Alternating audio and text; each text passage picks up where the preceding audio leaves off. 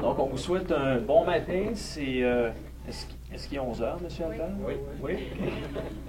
Donc, on vous souhaite un bon matin, avec une petite surprise à l'extérieur. Je pense qu'on aurait pu se passer. Hein? Je vous présente Mme Lise Pelletier, qui est directrice des archives acadiennes à l'Université du Maine à Fort Kent. Et elle est présentement en train de terminer un doctorat en littérature acadienne. Et en plus, elle fait partie de l'organisation internationale du Congrès mondial acadien de 2014. Donc, c'est un honneur pour moi de présenter Mme Pelletier ce matin. Et je vous laisse à sa conférence. Bonjour tout le monde. Merci d'être là. J'aimerais ajouter quelques petits points à cette présentation-là. Je suis née à Fort Kent, comme beaucoup de Canadiens qui sont nés à l'hôpital de Fort Kent ou de Eagle Lake, parce que c'était plus convenable d'aller là. Mais j'ai grandi à Clare. Ma mère était d'Eagle Lake, mon père de Connors. Alors, vous pouvez vous imaginer que durant toute ma vie, j'ai eu les pieds et les racines fermement plantés des deux côtés de la rivière. Bon matin, toi? Alors, je ne voudrais pas m'attarder. La première diapositive que vous voyez, c'est à propos des premiers qui arrivent au Madawaska. C'est une carte de la rivière Saint-Jean que vous voyez à partir de Grand-Sault et qui va jusqu'à Allagash. Et des deux côtés, bien sûr, c'était le territoire du Madawaska. Quand les gens sont arrivés, ils se sont installés des deux côtés de la rivière. Pour eux, c'était seulement une rivière. De toute façon, la rivière n'est pas devenue une frontière avant 1842. C'était pour la plupart des gens qui se connaissaient ou qui étaient de famille. Alors, il n'était pas rare de trouver un frère d'un côté, l'autre frère de l'autre côté. Et dans les débuts, c'est en 1785, on parle de pétition de terre. Il y a des gens qui ont pétitionné pour avoir des terres au Madawaska avec l'espoir de pouvoir enfin être propriétaires d'une terre. Certains sont venus, d'autres ne sont pas venus. Sur la rive sud, en 1785, on retrouve Pierre Dupéré, Paul Potier, Joseph Daigle, Baptiste Fournier, Joseph Daigle fils, Jacques Cyr, François Cyr, Firmin Cyr, Alexandre Ayotte, Antoine Cyr, Baptiste Thibodeau et Louis Sansfaçon. La rive nord, vous avez Louis et Michel Marqueux qui se sont installés tout près de la rivière Madawaska. Et à la rivière Iroquois, Olivier et Pierre Cyr. Alors, vous avez entendu des noms qui ne sont pas nécessairement tous acadiens. Allô, Don? Allô, Lorraine? Bon, cette carte provient d'un livre de Guy Dubé, qui est un historien de Madawaskamen. Il a fait de l'histoire toute sa vie. En fait, il a été recherchiste et co-écrivain de 2 livres de Beatrice Craig, récemment publiés. Alors, vous voyez que les arrivants arrivent de cette région ici, Fredericton, qu'on appelait Sainte-Anne des Pays-Bas. C'était une installation française. Vous avez aussi des personnes qui proviennent de plus loin, c'est-à-dire de l'Acadie. Ces gens-là, ce sont des gens qui reviennent de l'exil, du grand dérangement, et qui ne peuvent pas se placer ou qui choisissent de ne pas s'installer en Nouvelle-Écosse, soit que leurs terres sont déjà prises par les New England Planters, ou parce qu'on n'aime pas la façon que les autorités britanniques leur disent de s'installer, c'est-à-dire qu'ils doivent s'installer à certains endroits, mais pas plus que 10 familles à la fois. Et on comprend que le but était d'empêcher la reconstitution d'une communauté très, très forte, qui était la communauté acadienne avant le grand dérangement. Alors, comment s'est composée la colonie ou l'établissement de Sainte-Anne-des-Pays-Bas, bien, il faut remonter au temps avant la déportation. Et la déportation, j'aimerais préciser, elle a duré 8 ans. On parle toujours de 1755, mais en réalité, c'est 1755 à 1763. Et ce ne sont pas tous les Acadiens qui ont été exilés. Certains se sont réfugiés, et vous pouvez voir à quel point ils sont même allés en Gaspésie, mais tout le long du Saint-Laurent. Alors, il s'est passé quelques années, assez d'années en fait, pour que ces gens acadiens, ou qui provenaient de l'Acadie, s'établissent et fondent des familles avec des Québécois et des Québécoises. Par la suite, et on parle d'une trentaine d'années environ, ces gens se seraient déplacés pour aller à Sainte-Anne-des-Pays-Bas.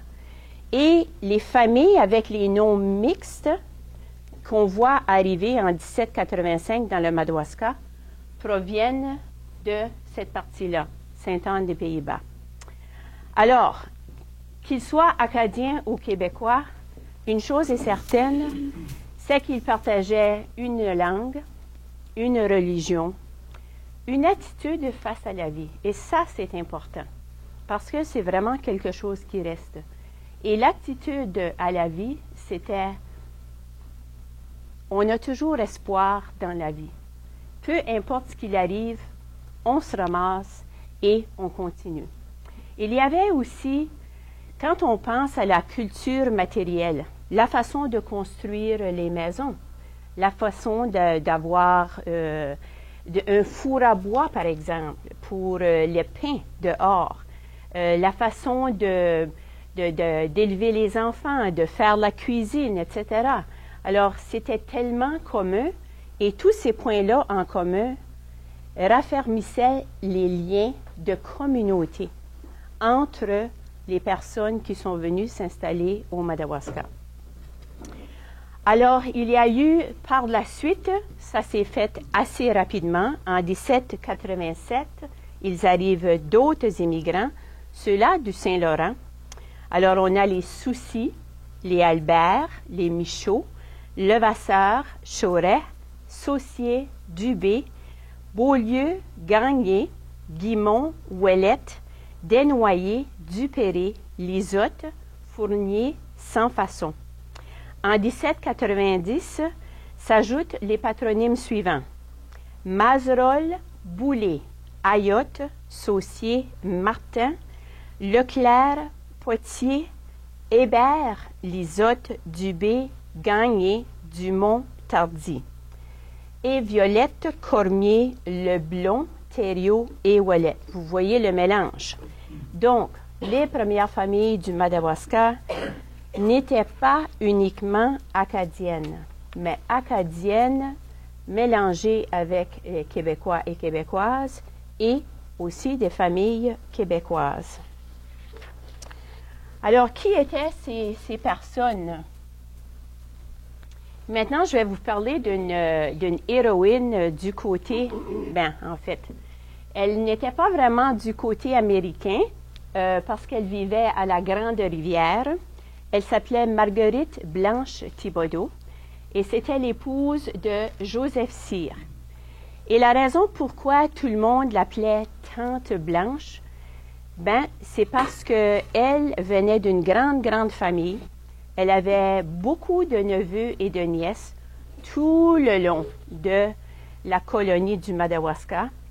Et son mari avait 16.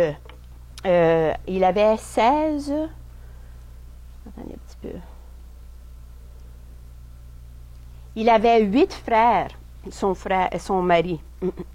Alors, les frères se sont installés, ont eu des enfants, si bien que, en réalité, elle pouvait bien être la tante biologique de presque tous les habitants du Madawaska. En fait, qu'est-ce qu'elle a fait, cette dame-là? Déjà, la communauté, c'était une communauté assez proche et sur laquelle on pouvait dépendre parce que c'était de la famille ou c'était des gens qu'on connaissait bien. Mais lorsqu'une situation critique arrivait, et dépassait la capacité du voisin ou du frère ou de la sœur, il fallait faire appel à, bien sûr, un plus grand réseau de personnes. C'est ce qui s'est arrivé en 1797. Cet automne apporta une gelée précoce qui détruisit les récoltes de la colonie du Madawaska. Les habitants ont pétitionné le gouvernement de Fredericton pour avoir de l'aide, mais l'aide tardait à venir. Alors, quand vint le temps où il n'y avait presque plus de nourriture, les hommes ont dit, on va aller chasser, on va apporter ce qu'on peut. Pendant ce temps-là, Marguerite Blanche Thibodeau passa de maison en maison. Elle récoltait le surplus qu'il y avait dans une maison et elle le redistribuait à toute la colonie. Bien, imaginez, elle venait de grandes rivières et elle pouvait marcher jusqu'à Saint-Basile, ce qui veut dire 40 000. Et elle a dû faire le trajet plusieurs fois jusqu'à ce que les hommes arrivent avec les animaux qu'ils avaient chassés. À sa mort, Marguerite Blanche Thibodeau-Cyr fut enterrée dans l'église paroissiale, honneur normalement réservé aux hommes, bien sûr. Mais c'était vraiment ces caractéristiques de ce grand élan de générosité, mais aussi de courage dont faisaient preuve les pionniers. Ah, pardon. C'est une sculpture sur bois et ça vient de Blackie Cyr. Monsieur Cyr est originaire de Saint-Basile. C'est quoi son petit nom, Don? Blackie. Blackie, oui. Tout le monde le connaît comme Blackie. Claude, c'est vrai. Il a sculpté toute sa vie. Il a sculpté non seulement des scènes historiques, mais il a sculpté des personnages toute seule, vraiment à la manière de... Aujourd'hui, on dirait c'est vraiment comme Saint-Jean-Port-Joli, mais c'est assez typique de la région. Et ça, ben, c'est Tante Blanche qui arrive avec des vivres, des enfants malades et bien sûr une femme qui pleure à la table, qui n'a rien dessus, mais elle pleure, elle a un chapelet. Alors, elle prie, bien sûr. Et elle a fait le trajet, comme je disais, l'aller-retour plusieurs fois. Avant de passer là, j'aimerais vous parler un peu de la population du Madawaska. Alors, dans les premières années, on voit une population vraiment française, c'est-à-dire de langue française. Et à l'époque, qui dit de langue française disait, bon, catholique. Le mot se répand qu'il y a des belles terres agricoles et qu'il y a du bois. Et les familles et les amis des proches du Québec, du Saint-Laurent, aussi de l'Acadie, viennent s'installer au Madawaska. Alors, de 1785 à aller jusqu'à 1820 environ, c'est vraiment une population homogène. On parle de... C'est des gens qui se connaissaient, c'est des gens qui étaient vraiment de une culture. Alors, qu'est-ce qui a changé? Bien, ce qui a changé, c'est qu'il y a des gens qui ont découvert qu'il y avait des pins blancs géants dans la région. Et à l'époque, en Europe et à Boston, on cherchait des pins, de ces pins-là, pour créer des mâts. Alors, c'était l'industrie, c'était les vaisseaux, c'était l'industrie des bateaux. On ne se promenait pas en chemin de fer. Et ça a été presque la débâcle. Quelques personnes sont venues. Alors, vous pouvez voir qu'au début, c'était surtout des entrepreneurs américains qui sont venus, comme John Baker, Savage et Walker. Il y avait environ une douzaine de familles. Ce qui s'est passé, du côté de la Miramichi, il y a eu un feu à un moment donné, vers 1825. Et on a perdu des millions d'acres de forêt. Alors, il y avait là des loyalistes de souche irlandaise et écossaise, et eux ont décidé, on a entendu parler d'une région au nord d'ici. La région c'était assez flou. On ne savait pas si c'était britannique ou américain, mais on savait qu'il y avait du travail. Beaucoup de ces personnes-là sont venues s'installer. Ils étaient de langue anglaise et protestants. Et quand ils sont venus dans la vallée, qu'ils ont réalisé qu'ils faisaient face à une grande population de Français et catholiques, ils ont décidé de s'installer un petit peu plus loin, c'est-à-dire au bout du chemin. Ils étaient de descendance écossaise et irlandaise. Ils se sont installés dans l'Allagash. Et l'Allagash, si vous connaissez le village, il y a deux rivières qui se rencontrent, la Saint-Jean et l'Allagash. L'Allagash était aussi une source de transport pour le bois. Alors, vous voyez les noms, Henderson, Gardner, Mullins, étaient des loyalistes qui étaient restés au New Jersey et au New Hampshire. Alors que les autres, O'Leary, Kelly, Jackson, McBride, Diamond et Walker, c'était tous des gens du Nouveau-Brunswick. C'était des loyalistes qui étaient venus ici, dans les provinces maritimes.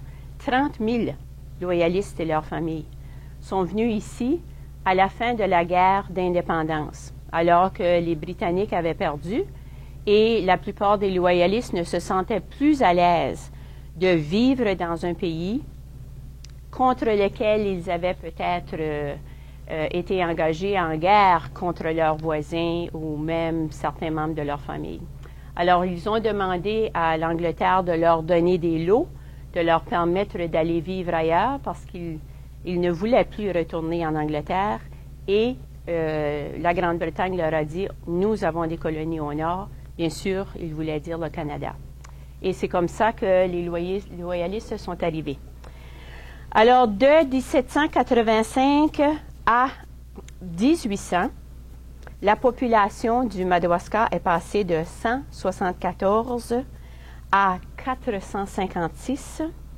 Et avec l'arrivée de l'industrie du bois, on part de 1171 pour finir en 1900 avec 26 000 personnes.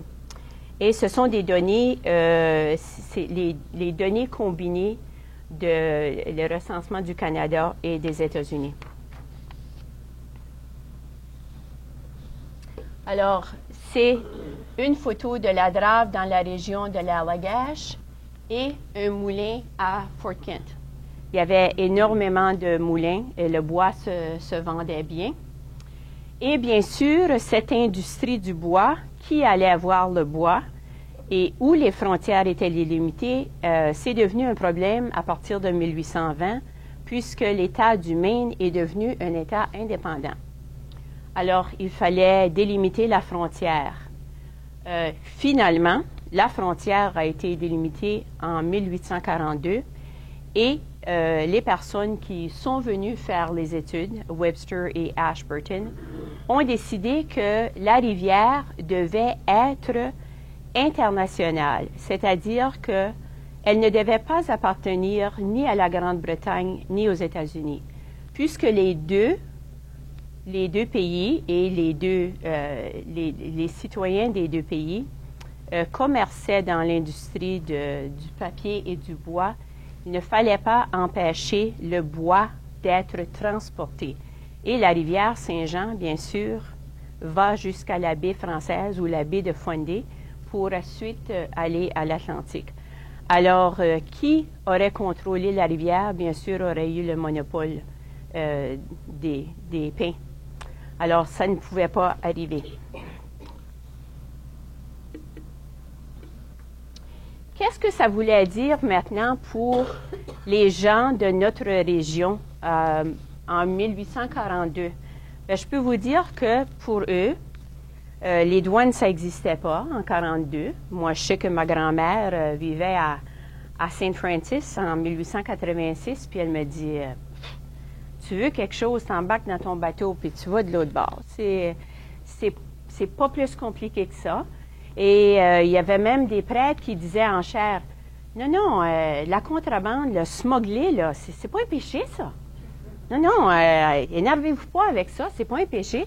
En fait, ça a pris un peu de temps avant que les institutions nous créent des structures qu'il allait être difficile à surpasser.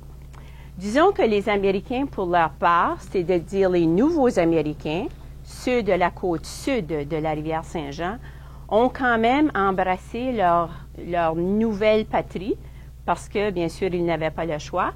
Alors, ils ont nommé certains villages comme Van Buren, ils ont nommé des rues Washington et Franklin, et le nom d'historien, le nom de figure politique, bien sûr, américaine. Mais du côté social, du côté de la langue, de la culture et de la religion, ça n'a pas changé beaucoup dans leur quotidien. Jusqu'à ce que l'ensemble de la Nouvelle-Angleterre, mais du Maine surtout, a été inondé par 1 million de Canadiens français qui cherchaient du travail dans les usines de textiles, les usines de chaussures, etc. C'était, à l'époque, le Maine embarquait dans une ère d'industrialisation et manquait d'employés. Alors, ils ont ouvert les portes et ils ont accueilli à bras ouverts des gens non seulement du Québec, mais des gens de l'Europe aussi. Bien, ils se sont bientôt rendus compte que 1 million de Québécois, bien, c'est-à-dire 10% d'eux étaient de l'Acadie, qui parlaient français, mais qui de surplus étaient catholiques, ça pouvait causer un problème. Pourquoi? Parce que 1 million de gens pouvaient renverser la politique, pouvaient renverser le gouvernement. Et il y avait des Européens, et en Europe, on parlait déjà à l'époque d'union. Et il y avait il y avait énormément de démarches qui se faisaient dans le sens de meilleures conditions de travail, de journées abrégées, de protection pour les employés, ce qui n'existait absolument pas dans le Maine et ce qui aurait coûté énormément cher aux industrialistes, aux capitalistes. Alors, les gens en autorité, les politiciens, les entrepreneurs ont vu les Canadiens français et remarqué que quand ils sont arrivés aux États-Unis, oui, c'était des Canadiens français, mais ils ont bientôt eu des enfants qui, eux, étaient américains. Cependant, on les a toujours appelés Canadiens français. On ne les a jamais appelés Américains. Vous allez entendre dans quelques secondes quelqu'un qui parle des French Canadians. Et c'était dans les années 1950. Alors, bien longtemps après que les premiers Canadiens français étaient arrivés dans la Nouvelle-Angleterre. Mais la répercussion que cette masse de catholiques, surtout, et de Français, a eu sur la Nouvelle-Angleterre, vous allez voir, c'est assez surprenant. Ce qui était remarquable avec ce groupe, c'est qu'ils venaient en Nouvelle-Angleterre pour travailler, mais c'était toujours leur intention de retourner chez eux. Ils disaient, on va aller faire de l'argent, on va sauver notre vie, ensuite on retourne chez nous. Alors, premièrement, ils avaient des régions où ils s'assemblaient ensemble. On appelait ces régions-là des petits Canada. Et ensuite, ils gardaient énormément de contacts avec leur famille au Québec. Il y allait un aller-retour constant. Alors, ils tenaient fermement à leur tradition, à leur langue, à leur religion. Et ils ont pétitionné, ils ont exigé des prêtres catholiques, des écoles catholiques, ce qu'ils ont été refusés. mais ils n'ont pas cessé de promouvoir leur culture et d'enseigner le français dans leur maison. Voilà une photo d'une industrie de textile. Comment est-ce que ça s'est déroulé ici? Bien, tous ces gens-là, ça pouvait poser un problème au niveau de la langue. En effet, dans les États-Unis, partout dans les États-Unis, il y a été, à un moment donné, l'allemand est presque devenu la langue officielle aux États-Unis. Parce qu'il y avait tellement d'Allemands qu'on craignait voir l'anglais prendre la deuxième place. Alors, il a été essentiel pour les districts scolaires d'imposer une loi. Et cette loi était que l'enseignement du français devait se faire, premièrement, comme langue étrangère, deuxièmement, en dehors des heures d'école. Et vous voyez ici, les heures d'école, c'est de 9 heures à 4 heures. Ça c'est avant, pardonnez-moi. Ça c'est pour la création du Madawaska Training School. Alors ça, c'est devenu l'Université du Maine à Fort Kent. Et la législation disait qu'il était indispensable d'américaniser ces gens de caractère particulier du nord de l'Aroostook, de les sortir de leur isolement en comportement, en mœurs et en pensée.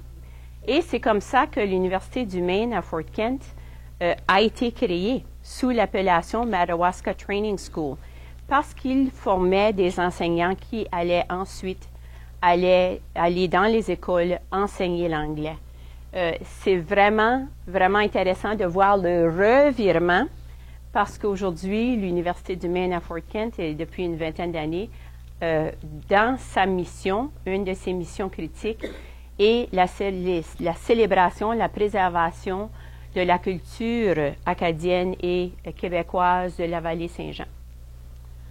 Okay, on va à l'autre.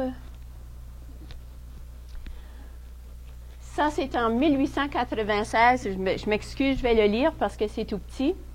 Le surintendant de l'État a écrit une lettre aux enseignants de la vallée. L'anglais sera la langue d'instruction et de discipline. Si vous conduisez vos classes de 9 heures le matin à 4 heures de l'après-midi, tel que prescrit par l'État, vos enfants pourront, dans peu de temps, lire et écrire l'anglais couramment.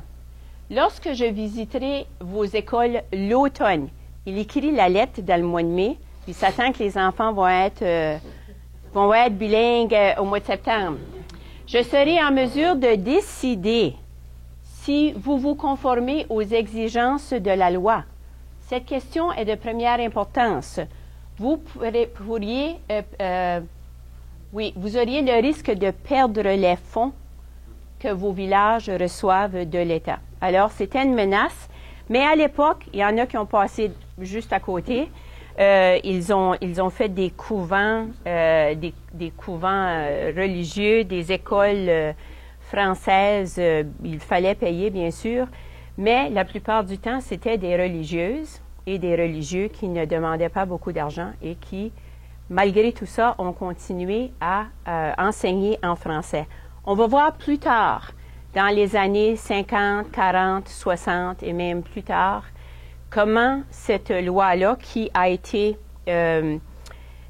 remaniée en 1919, comment ça a affecté les enfants et les écoles. OK, là, je dois... Tout ce que je vais pour... Je clique sur... Oh!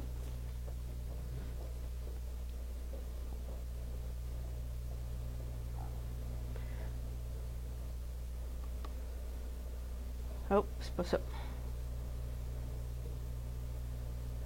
OK, je vais ouvrir ça, là.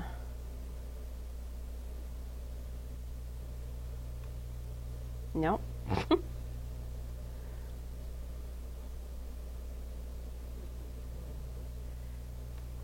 C'est pas si... Ah. Oui, j'essaie. Hein. Oui, je sais. Non, ça.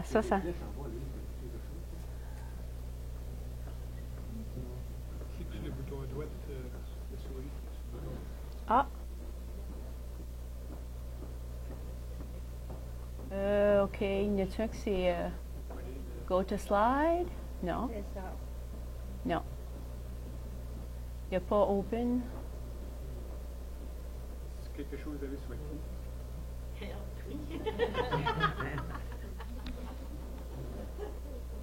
Oh non. Ou une petite vidéo sur une clé USB. Oui.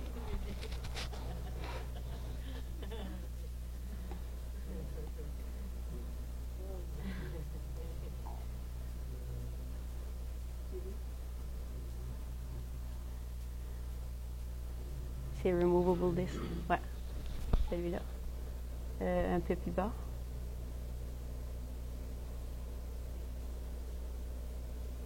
Là. C'est ça. Non, ça c'est votre présentation. C'est ça. Non. Ah, je ne l'ai pas à part. Ah, c'est ça. C'est ça. Ah, attends. Ah non, c'est pas vrai. Hein. Ah, ben ça, c'est dommage. Oui. Ben, ça commence avec un clip de Zachary Richard qui dit... non, ça commence avec un gars de Fort Kent, Marc Michaud, qui dit « Toute ma vie, je me suis sentie comme un chien battu. Je me suis fait traiter comme citoyen de seconde classe parce que je suis français, parce que j'ai le nom Marc Michaud. » Et ensuite, Zachary Richard dit la même chose, c'est produite en Louisiane.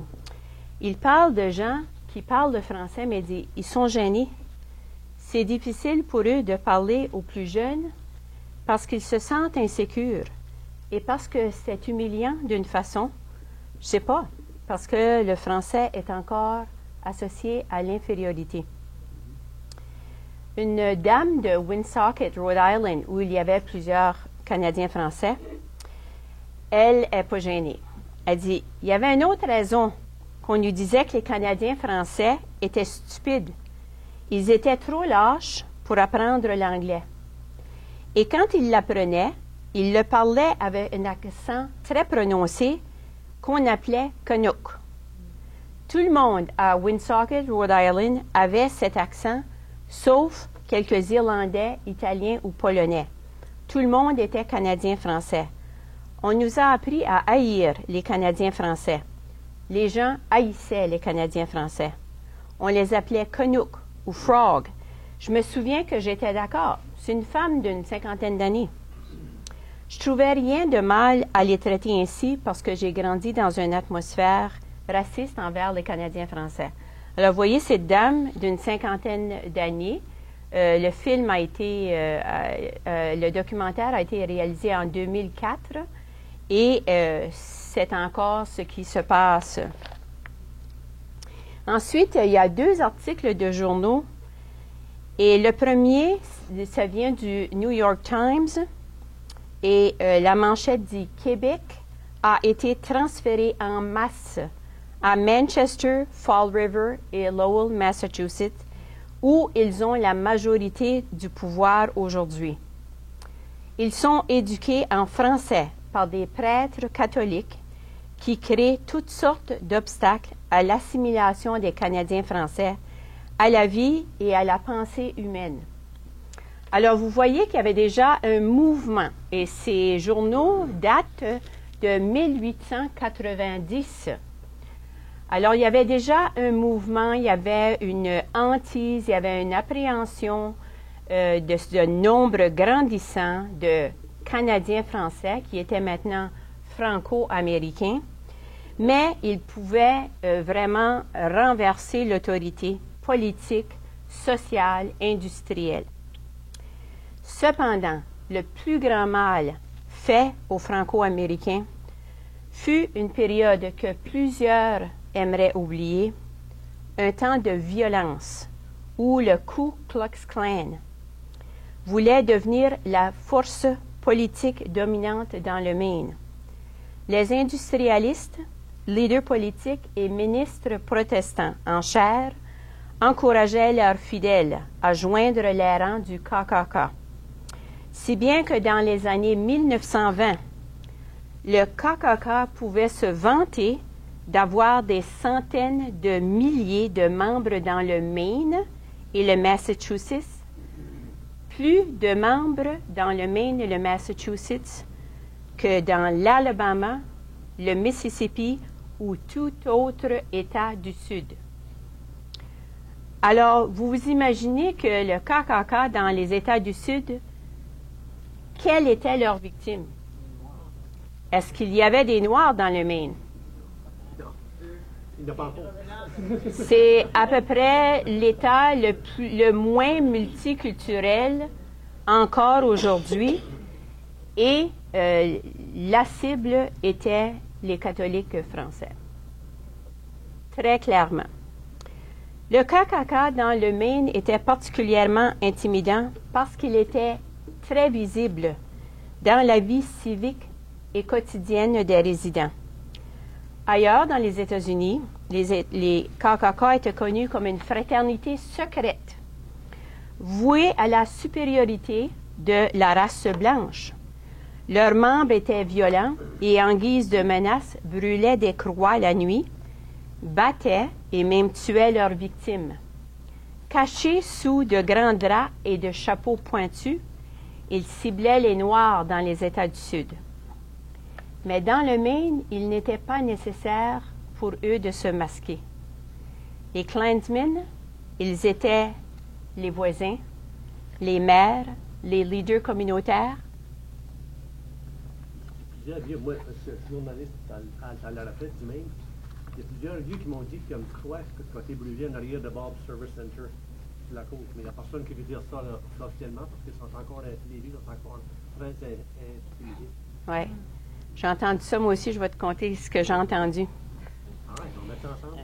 C'est peut-être bien qu'on va l'avoir. Alors, les Klansmen, c'était leurs voisins, c'était la mère, c'était les leaders communautaires, c'était les employeurs.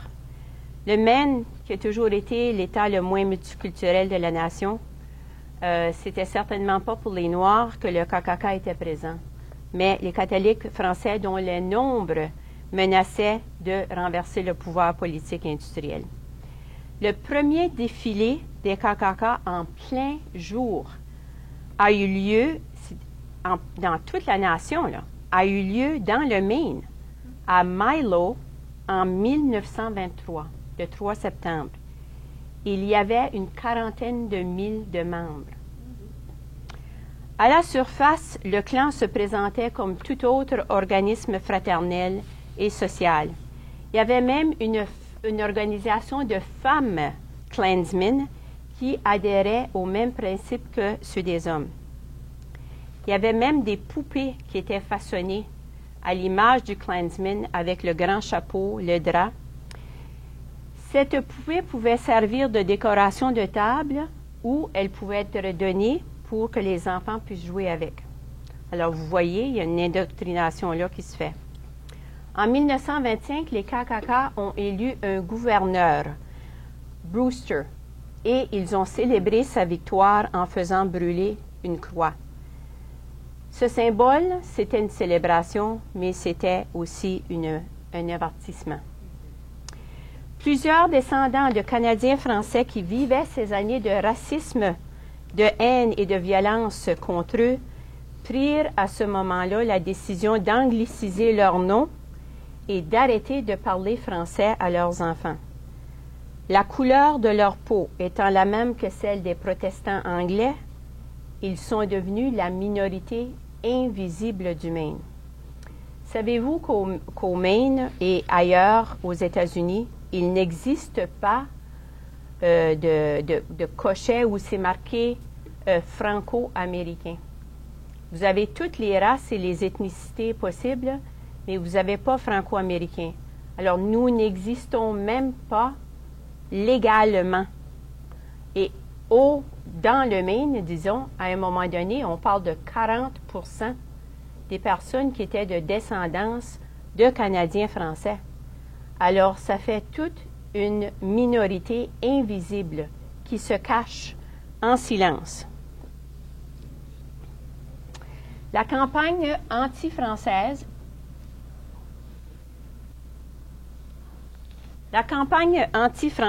dans les écoles et dans les cours d'école était appliquée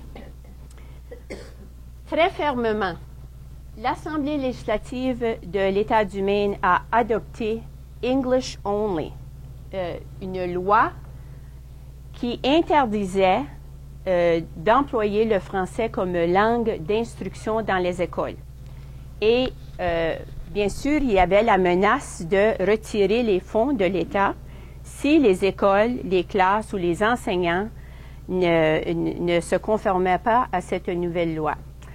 Alors, il y a des enseignants qui ont eu très, très peur et qui ont inventé toutes sortes de choses pour faire certain que les enfants ne parlaient pas français.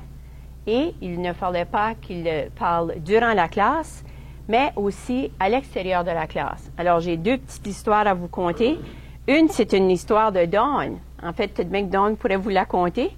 L'histoire c'était des chips, hein, que vous appelez ça, des petits jetons. Non, quand tu vas au théâtre, tu rentres, tu sais, qu'ils te donnent un petit billet, tu sais, c'est un rouleau, là. C'est ça. C'était différentes couleurs pour différentes semaines. Puis quand tu arrivais, lundi, tu avais tant de chips. Et si tu pognais quelqu'un qui parlait français, comme moi j'étais à l'inverse, quand il me pognait à parler français, il disait « Be wise. Be wise. Be wise. » Puis là, il fallait que je te donne un chip. C'est comme adulte, je réalisé que « Be wise », c'était 2 mots. « Be wise ». Sois sage, parle anglais. Sois sage, parle anglais. Les autres, c'était « Mais fait be wise », puis elle m'a be wise, puis l'autre « Be wise » et l'autre. Puis à la fin de la semaine, on comptait nos chips, la sœur comptait nos chips. Le gars qui nous avait passé, on copiait là, des 1000 fois la Will Not Speak French in School, puis en plus on avait un devoir supplémentaire. C'est là qu'on avait le bon nombre de chips, sont allés de la fin. Il y avait à Sainte-Agathe, Ross et Judy Paradis racontent que vraiment, c'était une peur, puis c'était des religieuses qui enseignaient. Les religieuses voulaient suivre la loi, mais en même temps, ils voulaient quand même, c'était surtout de langue française, hein? Tous les religieux et les religieuses que nous avons eus du côté américain de la vallée venaient de la France, venaient de la Belgique, ils venaient du Québec. C'était toutes des communautés françaises. Et c'est sûr que les gens aimaient ça parce que ça faisait partie de leur héritage, puis c'était leur langue commune. À Sainte-Agathe, c'était l'histoire des étiquettes encore, et puis là, il était récompensé s'il comptait sur quelqu'un d'autre. Et puis là, c'est devenu ridicule parce que les garçons faisaient exprès pour faire sauter quelqu'un, puis l'autre disait « Oh non, voyons voir! » Là, il disait « Ah, t'as parlé français! » Fait que là, OK, faut que tu me donnes ton ticket ou bien je te donne un ticket, puis tout ça. Ça fait que c'était pas mal drôle. Mais Ross et Judy racontent que les enseignants étaient toujours sur leur garde, hein, parce qu'ils ne savaient jamais quand est-ce que les surintendants, les inspecteurs allaient venir vérifier s'ils suivaient la loi à la lettre. Alors, pendant qu'ils enseignaient, il y avait quelqu'un aux fenêtres. Il y avait un enfant aux fenêtres. Puis quand ils voyaient 2 voitures noires arriver, là, ça courait. Là, ça décrochait tout ce qu'il y avait de français dans la classe. Et là, ça avertissait tout le monde, surveillez-vous, les inspecteurs s'en viennent. Et là, les enseignantes, ce qu'ils faisaient, c'est qu'ils sonnaient la cloche. Puis là, tout le monde s'en allait en récréation. Une fois, Ross et Judy étaient dans la cour d'école quand les inspecteurs sont arrivés. Puis là, tout le monde le savait, là, que c'était des inspecteurs qui étaient venus voir s'ils parlaient français. Puis les enfants, parce que la langue française, c'était leur langue, c'est comme ça qu'ils s'exprimaient, ne pouvaient pas se mettre à parler anglais. Donc, ils jouaient, mais ils ne disaient rien. C'était c'était une cour de récréation complètement silencieuse. Oui, et ça, c'est vrai, ça. Et ici, vous voyez, regardez la jeune fille. I will not speak French in school, comme toi, tu as copié, là. Ah oui, 2 ou 3, hein? Bon, écoutez, cette jeune fille-là, elle étudiait à l'école élémentaire de Fort Kent lorsqu'elle copiait comme ça. Et c'était dans les années 70 et 80. On avait abrogé la loi, supposément dans les années 60. Mais moi, je peux vous dire que j'ai enseigné à des étudiants de 16 ans et 17 ans en 96, 97, 98, qui m'ont dit qu'ils avaient été punis dans la cour d'école parce qu'ils parlaient français. Alors, tout ça, c'est vraiment une tentative d'enrayer le français. Et c'est triste parce qu'on a aussi employé des recherches supposément scientifiques qui démontraient qu'un enfant qui apprenait le français n'allait pouvoir jamais maîtriser l'anglais. Et qu'un enfant qui apprenait le français et devenait dyslexique, avait des difficultés d'apprentissage. Bien, les parents gobaient ça parce qu'ils ne savaient pas mieux. Et c'était des scientifiques qui venaient leur présenter ça et leur disaient « Non, mon enfant, je veux qu'il réussisse, on ne pourra pas lui enseigner le français. » Et c'est devenu comme ça. Enfin, ça a été la raison de plusieurs guerres de municipalités quand ça a venu le temps de parler d'éducation bilingue ou de sauvegarder le français dans les écoles. Il y en a encore qui croient ça. Il y en a encore qui croient que leur enfant ne parle pas bien anglais ou est mauvais en anglais parce qu'on parlait français à la maison. Title 7, là, oui. C'est au début des années 70? Oui, c'est ça. Et Title 7, c'était spécifiquement pour des gens dont la langue première n'était pas l'anglais. Mais ça, c'est fini. Ensuite de ça, on a eu un projet pilote à Madawaska qui a fonctionné de façon incroyable. C'est un projet d'immersion. Ça a été financé pendant 7 ans, je pense. Hein? Et ça a été un énorme succès. Ce qu'il faisait, c'était graduellement, les enfants, à partir de la maternelle, prenaient 10 20 30 40 si bien qu'en 5e et 6e année, les enfants apprenaient toute leur matière en français. Et là, ils allaient à l'école secondaire et pouvaient facilement prendre des cours avancés en français, ce qu'on appelle Advanced Placement ou Honors French. Et ces enfants-là pouvaient facilement graduer bilingues. Mais ce programme-là n'existe plus. Et ce n'était pas un programme qui était administré dans tous les districts de la vallée, si bien qu'il y a des écarts très, très grands. Et bien sûr, l'avènement d'institutions telles que l'hôpital de Fort Kent, Fraser, l'Université du Maine à Fort Kent, où on a importé des gens de langue anglaise, a fait que souvent, ces gens-là n'acceptaient pas, parce qu'on vit aux États-Unis, n'acceptaient pas que le français était la langue courante. Et on se faisait regarder de travers dans les magasins d'épicerie, puis speak white ou speak American. Speak American. Et c'est remarquable. Vraiment, il y a des gens qui ont passé 40, 50 ans de leur vie dans la vallée qui n'ont jamais appris à parler le français et qui se demandent même pourquoi c'est utile. D'autres se sont assimilés, mais c'est pas la majorité. L'histoire des Franco du Maine n'est pas enseignée dans les écoles. Vous ouvrez un texte manuel d'histoire, vous allez voir que les Franco-Américains sont absents. Alors, toute la contribution des Canadiens français, donc des Franco-Américains depuis 1830, n'existe pas. Elle est complètement invisible. C'est comme si cette population n'existait pas. On reconnaît les 30 de Franco du Maine à l'Assemblée législative un jour de mars à chaque année, un peu comme on fête la Journée de la femme. Le reste de l'année, on les oublie.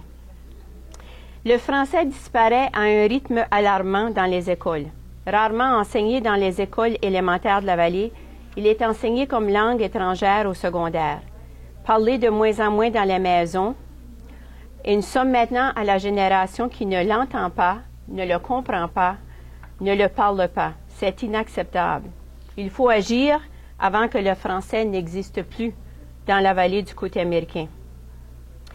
Les descendants des premières familles d'Acadiens et de Québécois Madawaska sur le côté américain sont devenus américanisés. Oui, ils et elles ont participé à la vie politique de l'État du Maine comme représentants et sénateurs. Ils ont embrassé l'histoire des États-Unis. Ils sont commerçants, professeurs, médecins, avocats, professionnels et journaliers. Mais avant tout, ils sont acadiens. Et qu'est-ce que cela veut dire pour eux? Cela veut dire que leurs ancêtres ont transmis l'histoire du Grand Dérangement et de la colonie du Madawaska de génération en génération, même en l'absence de manuel d'histoire. Qu'ils soient de souche québécoise ou acadienne, ils se disent acadiens. La ville de Madawaska, Maine, honore depuis 35 ans une famille acadienne durant le festival acadien. Ça peut être des Pelletiers, des Ayottes, des Gagniers, aucun sang acadien, c'est une famille acadienne. Plus qu'un patronyme, plus qu'un arbre généalogique qui remonte à l'Acadie, le français américain se définit par les valeurs que lui ont transmises ses parents et grands-parents. L'amour de la communauté, la langue française, le bien de l'ensemble avant le bien de soi, l'éthique du travail, la culture acadienne, l'hospitalité, la générosité et la joie de vivre. C'est ça. Merci beaucoup. Oui. On parle de la loi de 1919. Ça vient pas aussi qu'en 1917, lorsque les États-Unis sont entrés en guerre, ils sont aperçus aussi bien de la Louisiane que les États de la Nouvelle-Angleterre, qu'il y avait des soldats qui ne parlaient pas beaucoup anglais, qui ne comprenaient pas quand même les... C'est une des raisons qu'on a poussé beaucoup pour éliminer le français des écoles. Parce que tout de suite après la guerre, partout aux États-Unis, on rend compte de ces lois-là. C'est d'éliminer complètement le français. Oui, mais c'était un programme particulièrement aigu dans cette région ici parce que tout le monde était de souche française. Mais imaginez-vous un enfant de 4-5 ans qui parle seulement le français et qui va à une école et qui dit « You can't speak that language. That's not allowed. » Il dit « Quoi? » Alors, qui est-ce que tu es? Quand tu ne peux pas t'exprimer dans ta propre langue, et que tout autour de toi, il y a des jokes de dumb Frenchmen et l'expression, par exemple, « pardon my French ». Quand on dit quelque chose de grossier en anglais, l'expression qui suit tout de suite, c'est « pardon my French ». Pourquoi est-ce que tout ce qui est grossier, c'est associé au français? C'est de longue date. Et ça vient attaquer vraiment l'identité d'une personne et l'estime de cette personne qu'elle a de son identité, de sa langue et de sa capacité de la transmettre. Si bien que, même s'il parle le français, souvent les gens me disent la première chose, « Ah, mais je ne parle pas le bon français. » Mais non, mais vous me parlez là, tu me comprends? Oh, oui. Bon, ben c'est bon ça, ce français-là, ça. C'est bien, c'est très bien. Moi, je dis que quand j'ai commencé l'école à Grand-Sud, à l'âge de 5 ans, ils ont commencé à enseigner le chinois. Ils ont été aussi bien. C'est ça? Oui. Mais actuellement, aux États-Unis, le français a disparu comme langue seconde, qui est devenue, je ne sais pas à quel niveau. Mais la langue à peu près qui est la plus enseignée aux États-Unis, après l'anglais nécessairement, c'est le mandarin actuellement. Oui. Quelle raison? Qu'est-ce que les gens voient? Comment est-ce qu'il y a des gens aux États-Unis qui vont pouvoir utiliser couramment le mandarin pour tous les efforts qu'on met actuellement pour enseigner le mandarin dans les écoles aux États-Unis? C'est parce qu'il prévoit une explosion au niveau global et une nécessité, c'est ça, c'est toujours l'argent. Hein, c'est toujours l'argent. Nous, je pense, du côté américain, et ça fait partie de ma mission, puis J'ai mon acolyte là à côté de moi. Je pense qu'une façon d'aller chercher, parce que c'est très social aussi une langue, hein? On se souvient de nos premiers souvenirs, nos petites chansons, puis les petits mots doux que nos parents nous disaient dans notre langue d'origine. Et il y a quelque chose qui transcende les générations. Mais quand on rapporte les générations ensemble, pourquoi pas enseigner le français d'héritage en même temps que le français standard? Pourquoi pas créer des occasions où, oui, on parle, ici on appelle ça le joual ou le braillon, c'est la même chose. C'est la même chose, j'arrange mon char. Ça se dit de la même façon d'un côté puis de l'autre de la rivière. C'est pas difficile de faire la transition, je répare ma voiture. Oui? Oui, puis les Marocains du Maine ont le droit de se former leur propre version française. Tout le monde le font partout. Oui. Puis ça peut avoir des connotations assez intéressantes. Moi, je me souviens d'une fois, j'avais appelé pour parler à ma soeur qui travaillait à l'usine de Fraser au Maine. Puis la réceptionniste avait dit « Pas de problème, tiens la broche. » Ah oui, on a plusieurs comme ça. On a plusieurs expressions aussi. C'est de la traduction du français à l'anglais. C'est comme Google Translator avant qu'il y ait un traducteur qui passe par là. Alors, quand on dit, allume la lumière, c'est comme turn on the light, puis c'est comme, hey, va remonter la fournaise, il fait froid, c'est bring up the furnace. Tu dois-tu amener ça, cette grosse fournaise-là, tu sais? Des expressions comme ça, où la façon que la phrase est construite, par exemple, nous, comme Français, on dit tout le temps « là ». Puis là, c'est une interjection, c'est une façon de mettre de l'emphase sur quelque chose, c'est une façon de changer de sujet, mais c'est omniprésent dans notre conversation. Et puis là, j'ai été là, puis là, on me dit ça, puis ça, puis ça. OK. En anglais, c'est « and so there, I went there, and there they told me this ». Ça se traduit pas bien du tout, mais c'est très fréquent. Alors, on voit que le français...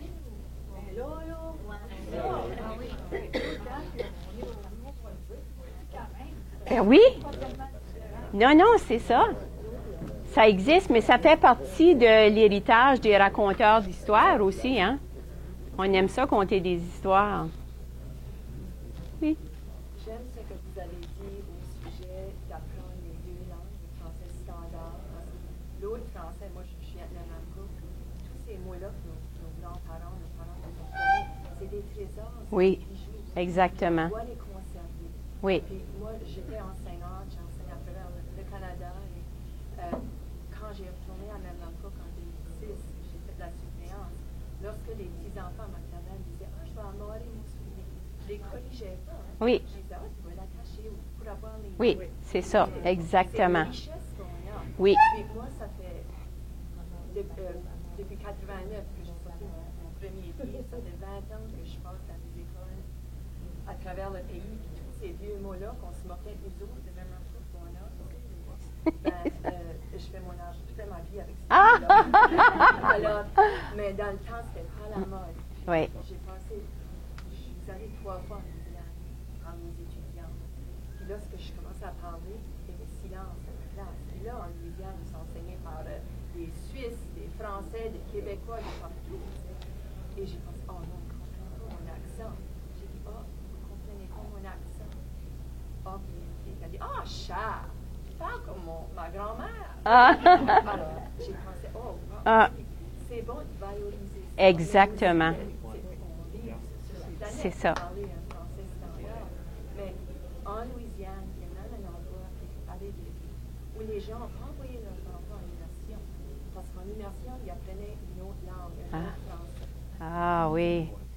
Puis, en tout cas, c'est en train de changer. Oui, c'est en train de changer, oui. Même dans le sud du Nouveau-Brunswick. Yeah. C'est ça, on valorisait pas, on corrigeait Maintenant, c'est en train de changer. Ouais, On est en train de voir, parce que c'est comme nier notre héritage. exactement. Pour garder C'est ces ça. vieux mots-là. Ouais. Et moi, je trouve que c'est tellement important qu'on rassemble les générations aussi parce qu'il y a des blessures qui sont énormément profondes.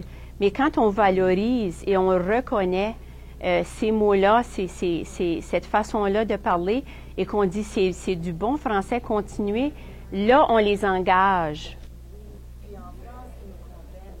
Ben oui! Je parle comme ma grand-mère encore, ils sont bien âgés que moi.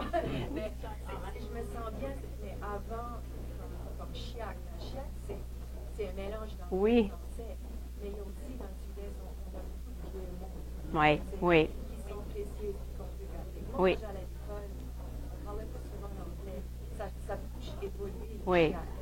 Mais, c'est ça, on nous valorise maintenant. Mais c'était pas le cas dans les années 60, 70. J'avais la tête baissée constamment, même à l'université. Mais là, quand Antonine a gagné le prix Goncourt, Oui. j'ai levé le menton. Pas pour être meilleur que les autres, juste égal. Oui. Ça a tout changé. C'est ça, exactement. C'est un autre monde maintenant. On est Ouais. vraiment français. Ouais. J'en sais pour 20 ans d'aller de Vancouver. Il apprend le français. Ah. Mais, en tout cas, je Ben merci. Merci beaucoup de votre intervention. C'est la même chose. Même, puis en Oui. Louisiane, il y avait honte de parler en français. Mon ami Larry était à l'école, la même chose que toi. Il était battu pour parler français. Ouais. Puis, il dit, il a bien fait, ben, j'aurais continué. mais non, il a dit, moi, je parlais le français quand c'était pas à la mode. Maintenant, c'est à la mode. Mais à l'école, ce qu'il a appris, c'est que le français est mauvais et l'anglais est bon. C'est tout que j'ai appris. Ah. Ouais, Ah. Nous autres, les sœurs nous disaient qu'on ne parlait pas français, qu'on parlait tchèque jargon, que personne ne comprenait. On est aussi bien d'apprendre l'anglais. Tu sais. Hum, hum. Ben, merci beaucoup. Oui, Adrien? C'est nous autres qui te remercie. J'aurais aimé que tu nous parles un peu de la signification du Congrès mondial acadien maintenant dans votre contexte actuel. Bien, le Congrès mondial acadien, qu'est-ce que ça veut dire pour nous? Du côté américain, ben, c'est l'occasion, premièrement, de rassembler les Franco-Américains.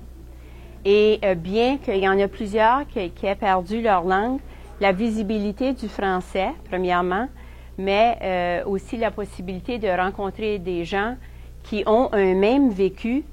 Et c'est l'espoir de leur redonner cette fierté, parce que ça fait partie de leur héritage. Et c'est à eux, après ça, de décider s'ils veulent réapprendre le français, mais c'est juste un aspect. Le fait de réunir tous ces gens-là, c'est encore mieux. Mais au-delà de ça, pour la région de la vallée du côté américain, moi, je vois la possibilité d'une grande région à destination touristique qui engloberait toutes les beautés du côté américain, toutes les beautés du Nouveau-Brunswick ainsi que celles du Témiscouata. Il faut commencer à penser dans ces termes-là et penser surtout penser à la durabilité. Qu'est-ce que nous avons, que nous pouvons grandir, que nous pouvons faire pousser ici et parce que je pense que l'époque où une industrie viendrait se parachuter dans notre région pour nous sauver, je pense que c'est pas mal fini. Alors, c'est à nous de continuer. Je voulais juste donner un petit commentaire, pardon, c'est comme faire la promotion ici, là, mais je ne savais pas que vous alliez parler du KKK. Puis mon dernier livre, je suis en train de promouvoir, c'est sur le KKK au Nouveau-Brunswick. Ah. C'est vraiment jeunesse. Puis dans les années 30, c'était les mêmes années, il y a un couple, c'est une gang de KKK qui ont marché dans le marais d'hier contre les Français. Ah. Puis là, pour les petits rumeurs de journalistes, le Collège Saint-Joseph a brûlé en 1933. Oui. Puis, selon les gens, il y avait une croix qui brûlait. Ah. Alors ça, c'est comme, on ne voulait pas trop en parler, parce que les Acadiens, on ne veut pas semer Oui. la négativité. Oui, oui. Mais on dit, oh, c'est un étudiant qui a une cigarette. Ah. Il y en a d'autres qui disent le contraire. Oui. Je ne veux pas, des fois dans le passé, je ne veux pas vivre là. Oui. Progressif. Les Anglais d'aujourd'hui, c'est différent. Mm. Les enfants sont en immersion. Alors, mais c'est comme ils disent, il faut Oui. pardonner, mais pas oublier. C'est ça, exactement. Merci.